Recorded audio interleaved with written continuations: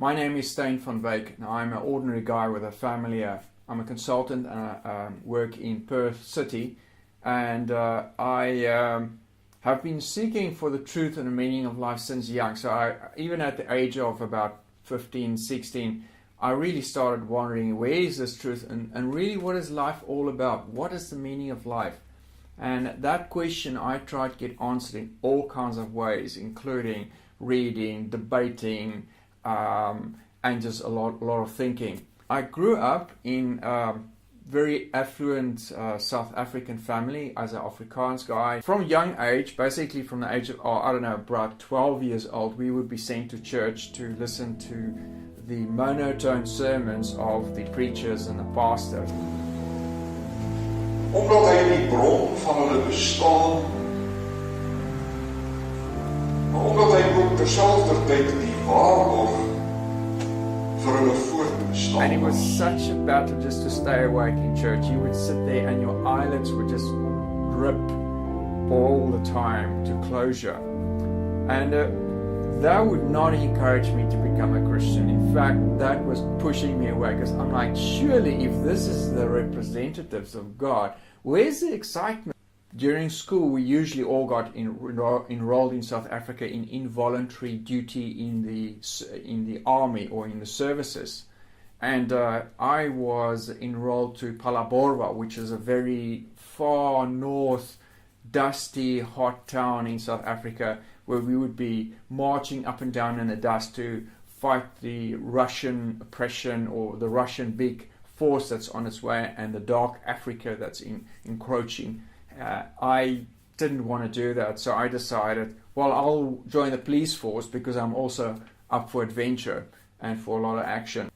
I entered a very dark phase of my life. I got exposed to the worst of the worst in life. At the age of 17, carrying a gun, exposed to murder, to house problems, to man beat wife, wife beat man, kids molested, anything. I was a very, very rude awakening to life as a young man in South Africa. And I think at that point I got to the place where I'm like, is this really it? And I could see that both the police force is corrupt and politicians is corrupt, and so where's the answers? Obviously not within man's reach. Man is not the answer. They obviously are very good in messing almost everything up.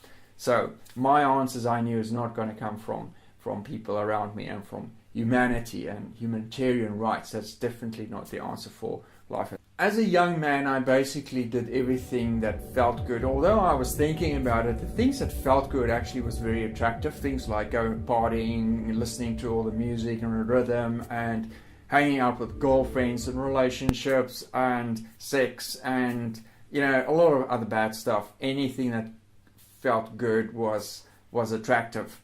And I embarked on all of that, and I burnt myself and I burnt other people in that way a lot. While you're doing it, you're kind of stuck and it's hard to get out of it, and that's exactly where I was. I didn't have the motivation or mentors or any other way to get out of this. To a certain degree, that was good for me because it made me realize that I need something else that's more stronger than me, more powerful than just me, and trying to figure that out. At the age of 25, I married an amazing woman, my wife, and we had our first son, and that was really great. I was ill prepared for both marriage as well as raising children, and my marriage started crumbling in a very early age. My wife looked at me and she didn't feel loved, and I was just an angry man, angry with life, angry with God, and I didn't have a lot of capacity to love others. And I was trying to figure everything out with my mind, and I definitely were not going to get the answers in that way, not in my mind, books or conversations. So basically I set off and I embarked on making a lot of money. So let me just make a lot of money, get to a place in my life where I can enjoy the wealth and buy my way into whatever I think is good and great. and I don't have to tell anybody, but that does not solve a marriage, that does not solve your relationship with your children or anybody else. So, another dead end. My wife had a friend, his name was Van Rooyen, and he basically suggested to her at some point, he met her and suggested to her to study the Bible, and he offered, let's study the Bible and get together. Let's go through the scriptures. And I agreed to that, and but I was very skeptic because I did not trust religious people. Religious people, and my image that I grew up with, had suits and ties, didn't like black people, were racists, didn't really love us. They didn't spend time with us as well. Drive fancy cars, Mercedes-Benz. I think another thing that didn't help was while I was in the police force, our living quarters was right opposite the actual police force in John Foster Square in Johannesburg. And on the one side, we had the chaplains on the building, which was basically the preachers or pastors of the police force. And on the other side, living quarters. And in that living quarters, on the top story of the living quarters, was a massive bar. And what would happen is we would go home to this living quarters, and because we had no purpose in life and nothing better to do, we would go up to the top story of this, I don't know if it was 12 stories, or the top story of the living quarters, and basically bought cheap liquor, got smashed, and then you would go down to your bed and sleep it off, and you'll be ready the next day for work again. It was terrible. It was so bad for us. And that right opposite the chaplains, a lot of my friends actually tried to commit suicide. There was smoking of marijuana, it was liquor, it was girlfriends. It was a melting pot for badness. But the religious chaplains on the other side, which was part of the NG Church and all those typical South African denominations, did nothing about it. I were not even a religious guy. I didn't know my Bible, but that was so obvious for me. How can these guys care about anybody if this thing is happening right across them? I'm like, no ways. I don't trust religious people.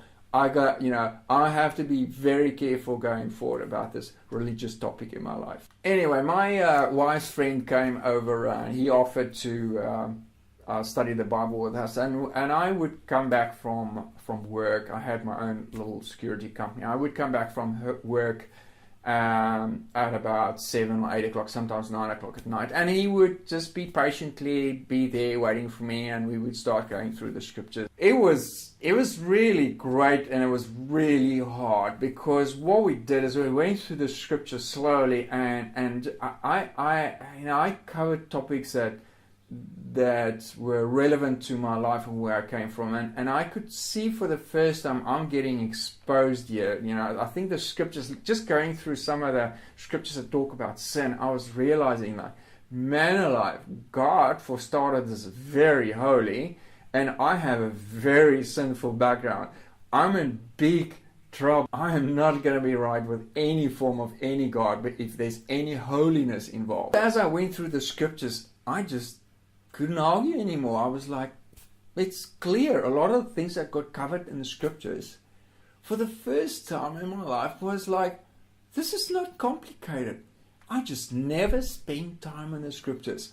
And the other thing is, the religious leaders, they were a bunch of cowards. They did not bother to show us what's really written in the scriptures with all the warnings and all the hard stuff. So religion was just all about nice stuff and grace, not really preparing you to approach a holy God. And it's not like I'm going to get to God anyway with my own holiness. I'm just in big trouble. I think that was a big thing that I realized from studying the Bible. The Bible really impacted my life, and those things it counts. When you look back and you say, yes, that advice from the scriptures really worked, I can see it's true, that gives you extra conviction of, this is not a man-written book. This is really from God. He knows us, He knows what works, and He knows what doesn't work. And it's in His scriptures. Man alive, it's right there. I just need to pick it up. Learn it, read it, talk about it. Get somebody that can help me through those paces.